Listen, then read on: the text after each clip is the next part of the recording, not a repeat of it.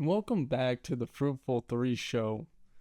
I'm Isaiah and this is Levi. Yeah. And today we're turning up the energy to kick the new year's off in style. Yeah, buddy. We got a jam-packed episode filled with fascinating history, wild traditions, and some truly mind-boggling facts about the Times Square ball drop. Ready to dive into the ultimate New Year's Eve experience? Let's go.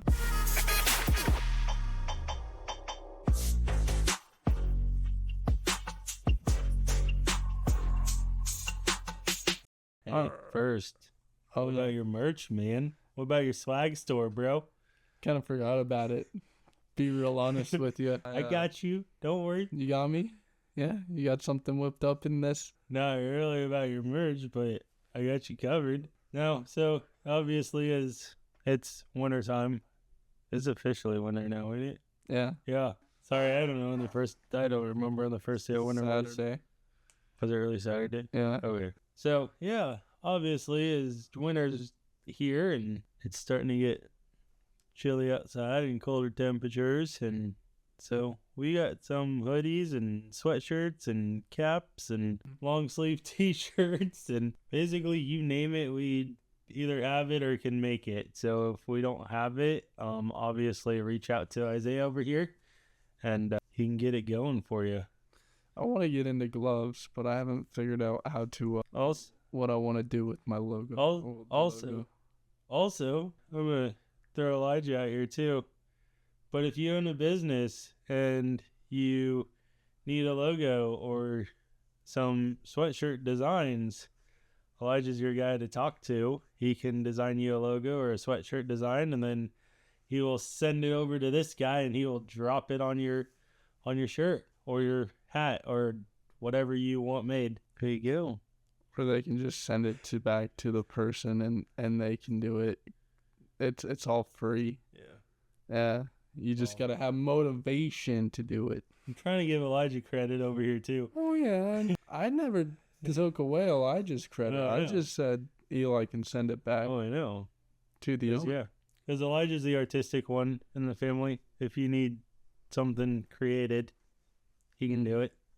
That's why I got him merch. That was my totally out of pocket wing it moment. Oh yeah, cool. Okay. Let's take a journey through time to uncover the rich history of New Year's celebrations.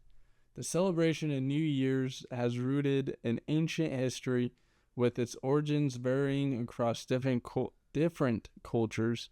The earliest known festivities date back to around 2000 BCE in Mesopotamia, where the Babylonians created the first day of the new year during the spring equinox. Their calendar, based on the lunar cycles, marked this time as a moment of renewal and rebirth. The Romans later adopted this tradition around 45 BCE with a Julian calendar. Under Julius Caesar, January 1st was designated as the start of the new year to honor Janus.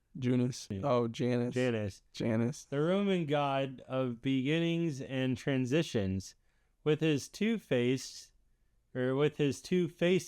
Janus symbolized looking both to the past and the future, a perfect metaphor for New Year's Day. However, the date wasn't immediately adopted worldwide. For centuries, many cultures continued celebrating the new year at different times, such as during the spring equinox or around the winter solstice.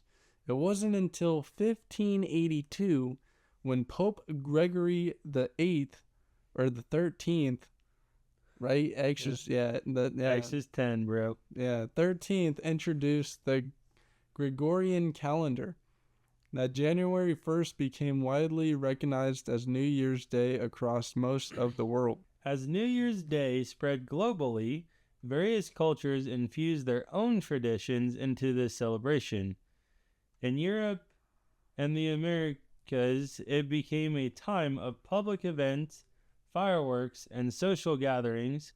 In Latin America, the ritual Año Viejo burning effigies to cleanse the old year and bring good luck for the new one became a key tradition. Similarly, in Japan, the practice of Ashigatsu involved family gatherings and the rituals to honor ancestors. Thus, the history of New Year's celebrations reflect the complex interplay of ancient astronomy, religious practices, and social evolution from Babylonian Akatu festival to the global observances of today. New Year's Day has always been about renewal and transformation, a universal human desire. While we're on the history of this, did you know back in the day there was actually, like, I think it was the lunar calendar, there was actually 13 months, and they were all evenly out to, like, I believe 28 days. Is that correct? Yeah. Because it's 28 or 27 point something per moon cycle. Yeah. Yeah, so picture that. Perfectly 28 days for every month, 13 months, and now we have, I don't even know what we have. You have 28 days in one month, you have 30 days in another month, you have 31. It's 31, 30 for most months, and then February you get robbed 4 days. Yeah. Or 3 days. Yeah. Whatever you want to. But yeah, there's a little history right there that we didn't drop into this that I figured people would like to know that. And if you, this is a question for the audience, but if you like that idea and would like to go back to that, just drop a comment down below, or let us know your thoughts on that. Just let us know what you think of that, of the old ways of how they used to do years and months and days. And the very off track, but September is the 7th. You know, Sept is 7. Yeah. Why is that the 9th month? And why is October, which is 8, because Oct, is the 10th month? And why is Nov, 9, the 11th month? And why is December, which is 10, the 12th month? I want to know that. Well, I guess we're doing a little bit of research after we get done here. Or if you guys are interested in learning that, drop your comments down below and we will do your research and get back with you. If not, we'll do it for our own good. Anything you'd like to add to that? No. Segmente? That was just something I figured was interesting that wasn't in our notes. Good deal. Now let's talk about the colorful traditions that make New Year's Eve so special across the globe. From eating lucky foods to wearing symbolic colors, these customs are as diverse as they are delightful. Let's start with food, because who doesn't love to eat? In Spain, people eat 12 grapes at midnight, one for each stroke of the clock, symbolizing 12 months of good fortune. In Japan, soba noodles. Soba. I know sometimes the O can be pronounced either way. Are a must, representing long life and leaving past regrets behind. In Italy and America, legumes, like lentils or other beans, symbolizes financial prosperity. And in Brazil, people dress in white for peace and head to the beach to jump 7 waves, one for each wish they want granted. Gnarly dudes. Gnarly. Sorry, had to. But it's not just about food. Many Latin American countries believe the color of your underwear can influence your luck. Red for love, yellow for wealth. What color are you rocking this year? Probably blue, like always. Oh, that's either blue or black. That's all the blue, black, or gray are the 3 colors of my underwear. Well, blue is majority of mine, so blue. Blue. And then there's the universal tradition and New Year's resolutions. This practice dates back to the Babylonians who made promises to their gods. Today it's about personal goals like finally hitting the gym or maybe just binge watching that Netflix series guilt-free. Yeah, buddy. So, with that being said, got any New Year's goals? I do. Oh. How do I exactly want to word this? So, there's been, I don't know how to exactly word it. There's been something laying on my heart. There's been something that I have been dealing with, and it's been kind of an addiction the last few years. And so the last few months, it's kind of rubbed off into my marriage and made my marriage a little bit more difficult than I'd like it to be. So with that being said, is I am wanting to kick this addiction. Oh, yeah. Yeah. I don't know.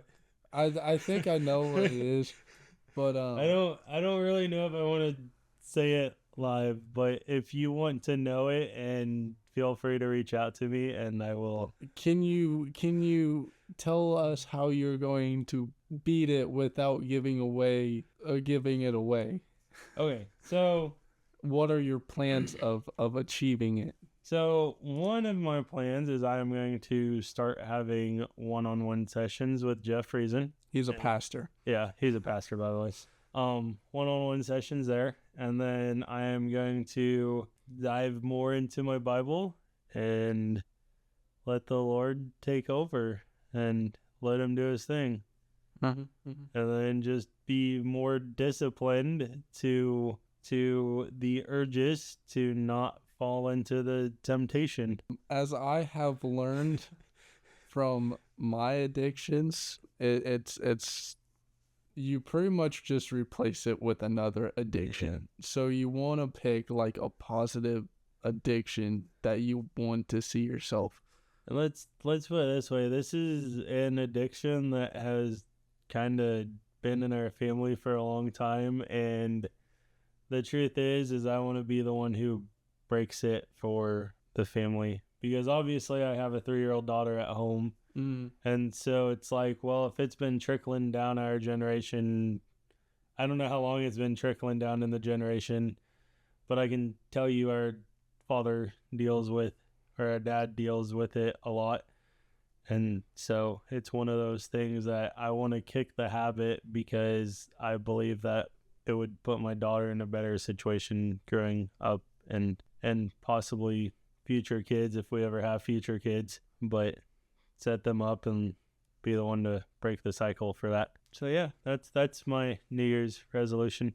There you go. Not like I said, I'm not saying it's gonna totally happen overnight, or it's it and I'm not gonna say it might still be a resolution come next New Year's, but all you need to know is the value of 3. The third day is always the hardest. The third week is the hardest, and the third month is the hardest. Once you get past those, it becomes a lot easier. Yep. 21 days, 7 times 3 equals 21. So 21 days builds a habit. 90 days builds a lifestyle. Yep. So just keep that in mind. Yep. My goals are music. I upgraded. I have now the full expanse of my DAW. That was my Christmas present to myself, and I wanna get back, because it's like it's my passion, you know. So that's what I'm gonna do. That's my goal. I would really like to get my rat rod done this year too, if possible. At least then I can free up space in my garage, pull it out overnight if I need to. Plus, it would really help out because I've already had a couple. Well, I've technically had one local church already reach out to me, and as of right now, I cannot use their name because it has yet to go through the elders of the church to get approved. But they have reached out to me about a family in need of a vehicle that is going through some really, really tough times, and I cannot get into the specifics of that just yet because they don't feel comfortable coming out with everything. So they're just going through a really, really difficult time. Like anything, like it's almost like Newton's law. Was it Newton's law? Anything can go wrong will go wrong. Or no? I only know law of attraction I think it's and the law of reverse attraction.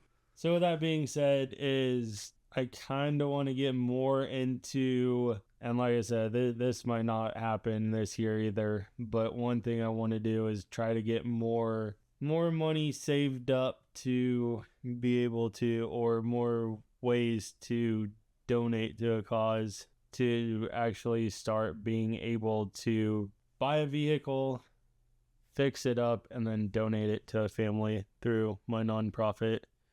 Because obviously, as if people are reaching out to local churches already, then there's obviously a demand there. Or if I can fix their vehicle, that would be really awesome too. I don't know the status of their vehicle problems at the moment, but You got it. I think I got it. you got it in the bag, bro. I know, I got it. God's given me this opportunity, and He's trusted me with this opportunity. So I believe as long as I put Him first and let Him do His thing, let his plan work through my hands. That was like perfect. I don't even know how to top that. Let his plan work through my hands and go from there. That's what we call the Holy Spirit. I know. So do you have any traditions for New Year's, big boy? So, no. Okay, so like I don't really have any. As of right now, we haven't really started any traditions, but like, well, obviously we're trying to figure out traditions to get started with, like Ivy and New Year's. I mean, we're not gonna keep a 3-year-old up till midnight, but it's just something we can do as a family, and then she can go to bed at like her 7:30, 8, whatever time frame she normally goes to bed at. But at least something to do till then. And then like one thing we used to do is I think, does Mom still do it? She has people that play cards and everything at the bar. I don't know if people really play cards anymore. Okay, but one thing we used to do is Mom at Pioneers Inn used to hold a customer appreciation party, and then we'd sit around and we'd play cards or board games or just watch bowl games. I mean, there was play the DS. And then the minute midnight hit, well, a little bit before midnight, we'd go up to the church and then ring in the new year on the church. And then, like when I was in college, we always went out to a bar, and we went bar hopping in college. And then we basically drank in the new year, or we spent it at a strip club. I'm not gonna sit here and try to hide any of that, because I mean, if you want to come after me. It's my past.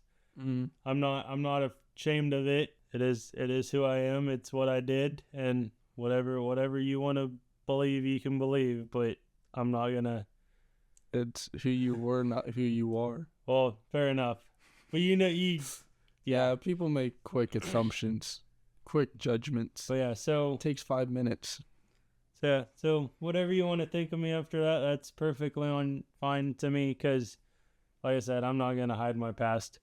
My past is my past, and eventually somebody's going to dig up dirt on me. So I'd rather just tell people the way it is, and then when you dig up dirt on me, it's not like I'm trying to hide something. So yeah, I don't know what we're going to start with Ivy this year. I mean, we didn't really do anything the last few years, because, I mean, she really hasn't been old enough to remember anything, and now that she's actually 3 and starting to get to that age of remembering things, then we can start doing traditions. Start figuring out a tradition to do with her that she could eventually pass on to her kids, or we might change it as we get older. And just make memories. That's all you can do as a parent. I typically just end up at a party, whether it's hosted by me and Eli, or Eli and I. That's correct grammar. Or whether I go to a friend's place, or like when I was out in New York, we had like a pizza party or something in our townhouse, and then we walked to the river bank and watched fireworks from Manhattan. Well, and that happened from the skyscrapers in Manhattan, and then we walked back to the townhouse. So speaking of New York, are you trying to make a transition here? I guess. Or do you have something else to say? No, not really. Okay. Finally, let's zoom in on one of the most iconic New Year's Eve celebrations, the Times Square ball drop. Did you know the first ball drop happened in 1907? Back then, it weighed 700 pounds and was made of iron and wood with 25 watt 25 watt light bulbs. Jacob Starr, founder of Artcraft Strauss, designed this dazzling sphere. I have applied multiple times to that company and they still haven't hired me. Over the years, the ball has had some serious glow-ups. By the 1980s, it was an aluminum ball weighing just 150 pounds. For the 2000 Millennium Celebration, it transformed into a crystal masterpiece. Today's ball? You want to... No, I was going to say before, so going back to like the first ball drop in 1907, so I have in my notes that it was 5 feet in diameter, and it had 100 lights. Yeah, incandescent light bulbs around it. Mm-hmm. So that's just something crazy to think about too. So you can. But today's ball, it weighs nearly 6 tons. I don't remember how much a ton weighs, but it's 6 of them. It is covered in 2,688 Waterford crystal triangles and is powered by 32,256 LEDs, capable of producing over 16 million vibrant colors. Talk about a light show. And the first time they introduced LEDs was in 2007. You were asking what 6 tons was. 6 tons is 13,227.736 pounds. So that's a lot of weight there, buddy. Mm-hmm. That is a lot of weight. Gotta have a good rod. Get your mind out of the gutter. That's a big tip on that rod. Sorry, someone had to say it. During World War II, the ball wasn't dropped in 1942 and 1943 due to wartime restrictions. Instead, people gathered in Times Square for a moment of silence, proving that even in tough times, the tradition carried onward. Now, over 1 billion people tune in to watch the ball drop each year. It's not just an event, it's a global celebration of hope, unity, and new beginnings. Yeah. Anything you'd like to add there, big boy? Okay. So the tradition quickly gained popularity, and by the 1920s, it became a major annual event, attracting crowds from around the world to witness the countdown. And then, obviously, it goes into today's, like, the weight of, or the size of it today. And then the ball descends from a flagpole atop one Times Square, a journey that takes 60 seconds, signifying the last moment of the year. The event has become a global celebration, broadcasting live to millions, and represents a moment of collective hope and optimism for the coming year. So those are a few of my notes that weren't in here. Do you watch the ball drop? No, or sometimes, not always. I don't really watch it anymore because, in my opinion, music sucks nowadays.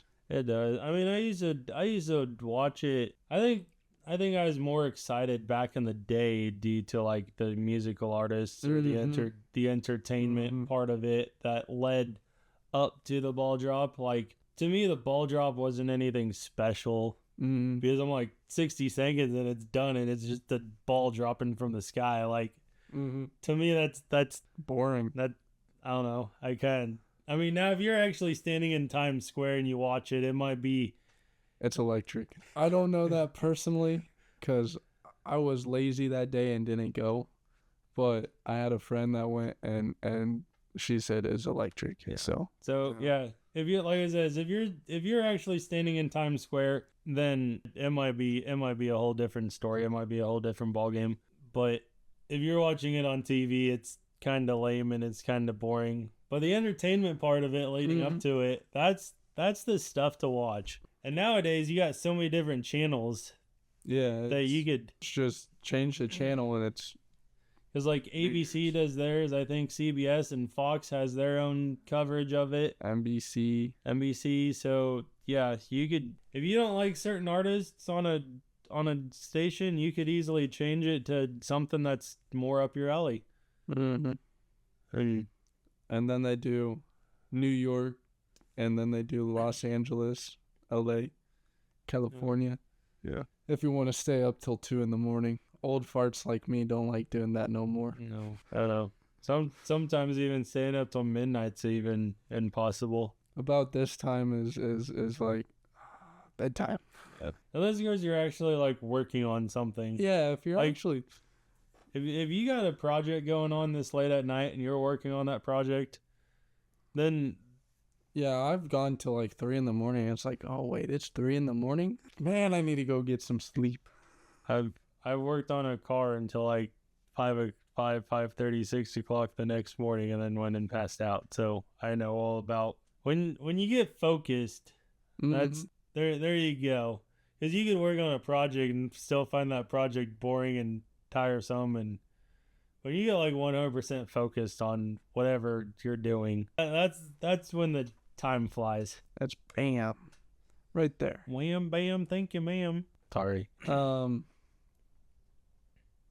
So reflections and countdown, which is our closing segment. So whether you're eating grapes in Spain, jumping waves in Brazil, or watching the ball drop in Times Square, New Year's Eve is all about celebration, reflection, and hope for the future. From all of us here at I can't even say our name, the Fruitful 3 show, we wish you a joyous, prosperous, and absolutely electric New Year.